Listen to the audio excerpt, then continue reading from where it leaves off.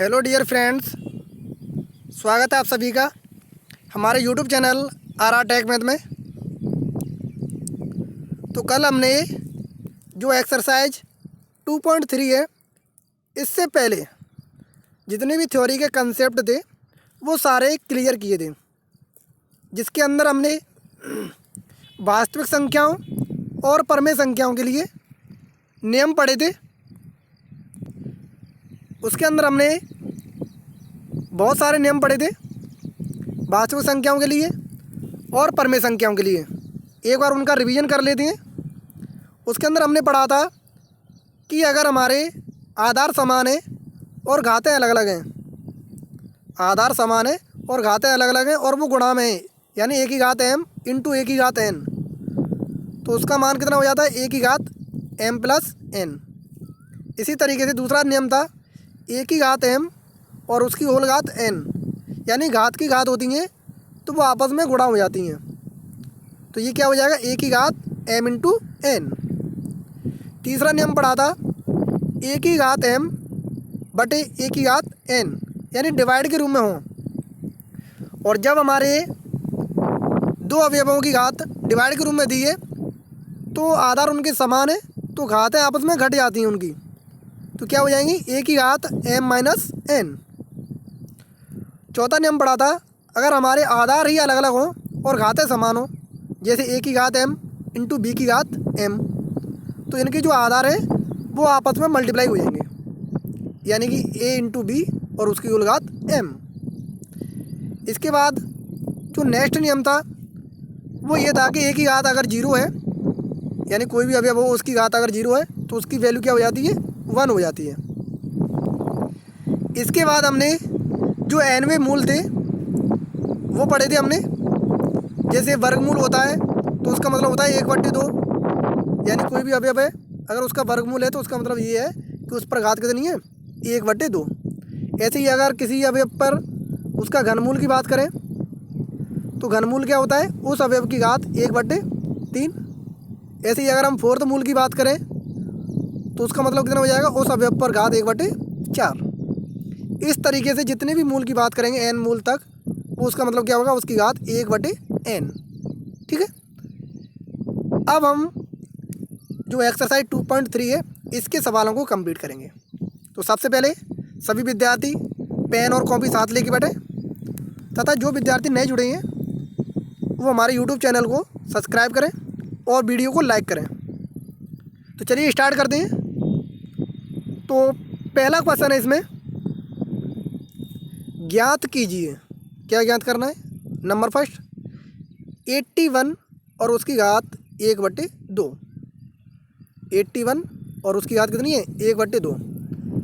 Just अभी मैंने आपको रिवीजन कराया था कि अगर कोई अवयव है और उसकी घात 1/2 है तो उसका मतलब क्या है उस अवयव का वर्गमूल।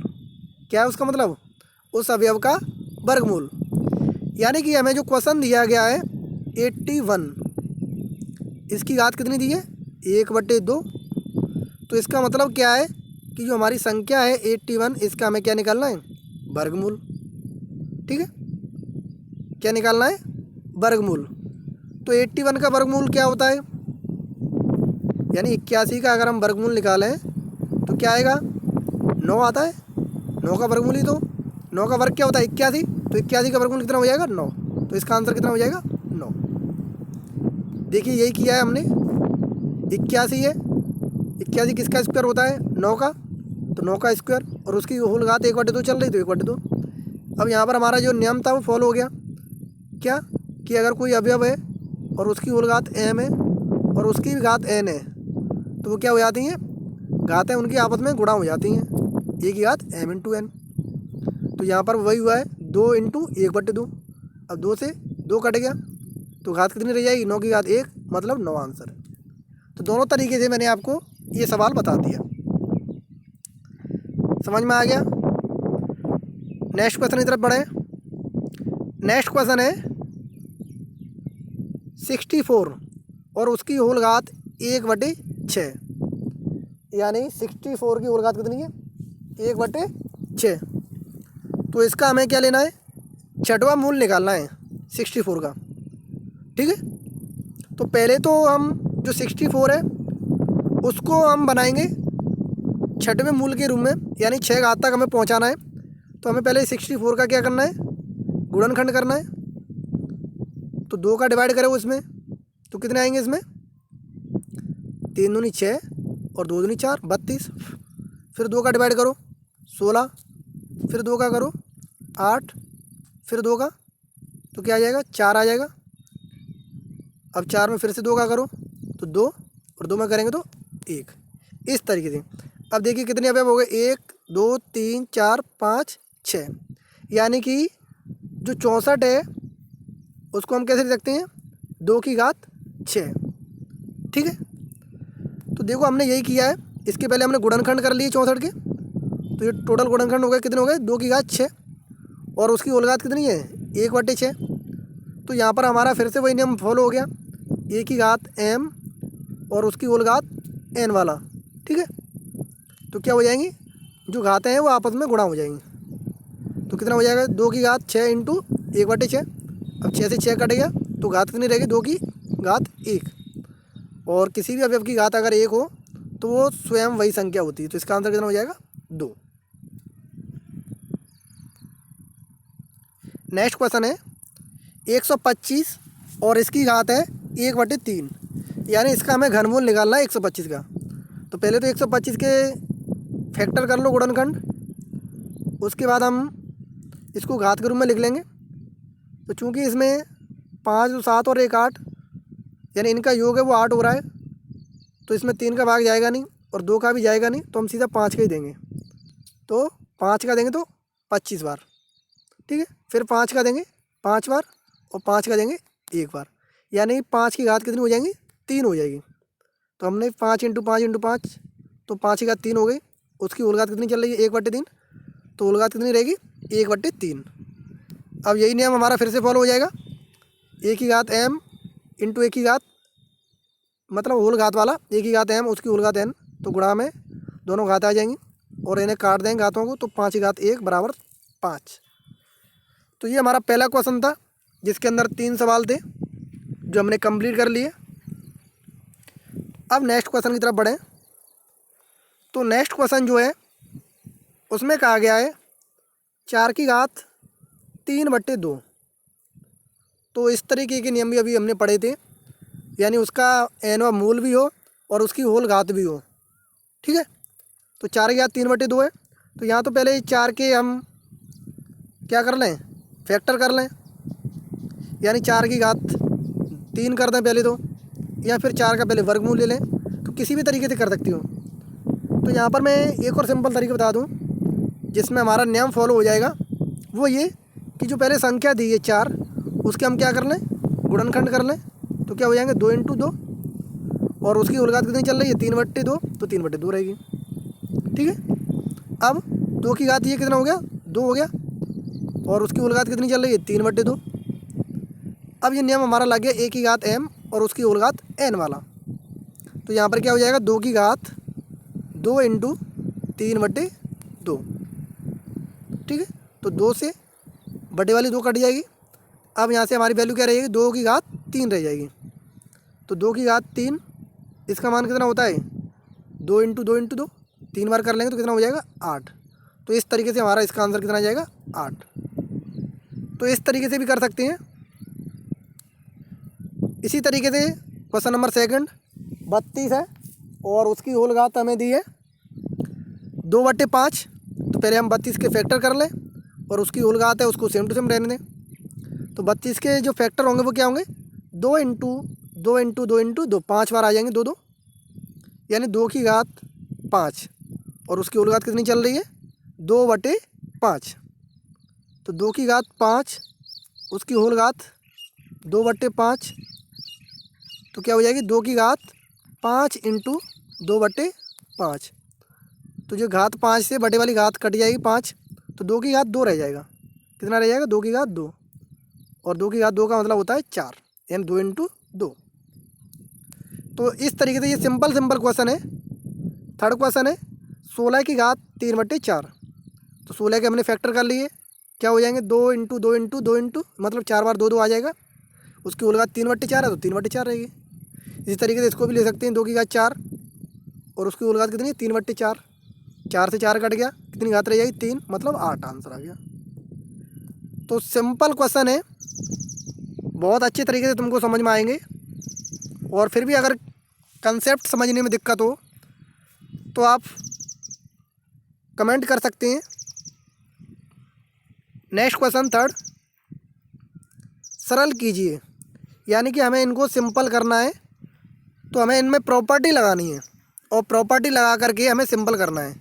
जो नियम हमने पढ़े थे, जब आधार समान हो घातें अलग अलग हों या आधार अलग अलग हों घातें समान हो, तो उन नियमों को हमें फॉलो करना है। ठीक है, तो इसका पहला क्वेश्चन है 2 की घात 2/3 इंटू 2 की घात 1/7। तो यहाँ पर अगर हम देखें तो जो हमारे आधार हैं वो समान है, क्या है, आधार समान है और घातें अलग अलग हैं। तो हमारा जो नियम है वो क्या होता है कि अगर आधार हमारे समान हो और घातें अलग अलग हों तो घातें क्या होती हैं, जुड़ जाती हैं। तो यही नियम इसमें हम लगाएंगे। देखिए, आधार समान है तो घातें क्या हो जाएंगी, जुड़ जाएंगी। तो घातें हमने जोड़ दी, आधार को समान रखना है। तो आधार कितना है, 2, घात कितनी है, 2/3 प्लस 1/7। अब जो घातें हैं उसमें एलसीएम ले लो, तो 7 और 3 का एलसीएम कितना आएगा, 21 और 3 7 21, 7 दूनी 14 प्लस 7 3 21, तो 14 प्लस 3 17, मतलब आंसर आ जाएगा तुम्हारा 2 की घात 17/21। तो ये हमारा पहला आंसर हो जाएगा। समझ में आ गया। इसी तरीके से नेक्स्ट है 1/3 की घात 3 और उसकी होल घात 7। तो प्यारे विद्यार्थियों, इसमें हमें जो नियम है वो फॉलो कराना है। कौन सा वाला, होल घात वाला, यानी कोई अवयव है उसकी घात है और उसकी होल घात दी है, तो वो नियम हमें इसमें फॉलो कराना है। तो देखिए, तो इसको हम अगर अलग अलग लिखें तो 1 की घात 7 हो जाएगा बटे 3 की घात 3 और उसकी होल घात 7 लिख सकते हैं ऐसे। तो 1 की घात 7 है, उसका कोई मतलब नहीं है, वो तो एक ही रहेगा। अब नीचे हमारा फॉलो नियम हो गया 1 की घात m और उसकी होल घात n, तो क्या हो जाता है 1 की घात m इंटू n हो जाता है। तो ये कितना हो जाएगा, 3 की घात 3 इंटू 7 21, तो कितना हो गया 1/3 की घात 21। और अगर आप इसे ऊपर ले जाना चाहो तो ऊपर ले जाएंगे तो घात हमारी माइनस की हो जाएगी, तो कितनी हो जाएगी 3 की घात माइनस के 21। और अगर यहीं तक छोड़ना चाहते हो तो यहीं तक भी आपका पूरा सही माना जाएगा। नेक्स्ट क्वेश्चन की बात करें, क्वेश्चन नंबर 4, x का मान ज्ञात कीजिए। तो हमें इसमें x की वैल्यू ज्ञात करनी है। ठीक है, तो x की वैल्यू हमें कब ज्ञात होगी, पहले हमें इसको सिंपल सॉल्व करना है, उसके बाद हमें इसकी x की वैल्यू हमें फाइंड करनी है। तो सबसे पहले हमें इनमें जो आधार है, बेस है, उसको समान बनाना पड़ेगा, क्योंकि जो हमें x दी है वो घात के रूप में दी है। तो जब हमें x घात के रूप में दी है तो सबसे पहले हमें इसको जो आधार है उनको समान करना पड़ेगा, तभी हम x की वैल्यू फाइंड कर सकते हैं। ठीक है, तो हम इसको सॉल्व करें तो पहले जो RHS है उसको हम समान बनाने की कोशिश करें। तो x RHS देखें, इसका कितना दिया है, 125/27। तो पहले हम 125 के गुणनखंड कर लें और उसके बाद 27 के। तो अभी हमने 125 के गुणनखंड किए थे, तो वो क्या आए थे, 5 × 5 × 5, और 27 के तो आपको पता ही है 3 × 3 × 3। कोई दिक्कत यहाँ तक, कोई दिक्कत नहीं। ठीक है, और LHS को हमने एज इट इज़ अभी ऐसा ही रखा है। अब हम क्या करें, जो 5 की घात ये 3 बार आया ना, 5 × 5 × 5, इसको हम घात के रूप में लिख दें। तो इसको हम कैसे लिख सकते हैं, 5 की घात 3 बटे 3 की घात 3। ठीक है, तो हमने देखिए इधर लिख दिया 5 की घात 3 बटे 3 की घात 3। अब इनकी घातें समान है तो इसको होल घात के रूप में लिख सकते हैं, यानी 5 बटे 3 की होल घात 3। और हमने LHS में क्या किया, LHS में भी हमने आधार को समान बनाने के लिए जो 3/5 है इसकी घात x है, इसको हमने पलट के लिख दिया, क्योंकि हमारा पहली जो संख्या है 5/3 की होल घात 2x वो तो समान है। और इसी तरीके से हमने इसको चेंज किया है 3/5 इसकी घात x को। ठीक है, और अगर पॉजिटिव घात है तो इसको नेगेटिव में चेंज करना है, तो संख्याएं पलट जाएंगी 5/3 और उसकी होल घात कितनी हो जाएगी -x। तो यहाँ पर ये चेंज हो गई 5/3 की घात 2x इंटू 5/3 की घात -x, और ये भी इक्वल में कितनी आ गई 5/3 की घात 3। अब इसमें हमारे जो आधार हैं वो समान हो गए, और यहाँ पर हमारी एक प्रॉपर्टी फॉलो हो गई, वो क्या, a की घात m इंटू a की घात n वाली, क्योंकि 5/3 दोनों में, यानी 5/3 की घात 2x इंटू 5/3 की घात -x, तो ये जुड़ जाएंगी, तो कितनी हो जाएगी 5/3 की घात 2x माइनस के x। तो यहाँ से कितनी बचेगी, ओनली सिंपल प्लस की x बचेगी, यानी कि 5/3 की घात कितनी बचेगी, x बचेगी। और इक्वल टू हमारा क्या चल रहा है, 5/3 की घात 3 चल रहा है। ठीक है, तो यहाँ से हमें जो संख्या मिलेगी वो मिलेगी 5/3 की घात x बराबर 5/3 की घात 3। अब आधार समान है तो इनकी घातें भी क्या होंगी, समान होंगी, तो x बराबर क्या हो जाएगा, 3 हो जाएगा। यानी घातों की अगर हम तुलना कर दें तो हमें x की वैल्यू कितनी मिल जाएगी, 3 मिल जाएगी। तो ये आपके एक्सरसाइज के क्वेश्चन थे, 4 क्वेश्चन थे वो हमने कंप्लीट कर लिए। तो आज आपका ये चैप्टर नंबर सिस्टम संख्या पद्धति चैप्टर नंबर 2 आज पूरा कंप्लीट हो चुका है। और अगर आपको इस चैप्टर में किसी भी तरह का डाउट है तो आप कमेंट बॉक्स में पूछ सकती हैं, और मुझे व्हाट्सअप भी कर सकती हैं अगर किसी तरह की कोई प्रॉब्लम है तो। ठीक है, और व्हाट्सअप नंबर मेरा डिस्क्रिप्शन में है, आप वहाँ से चेक कर सकते हैं।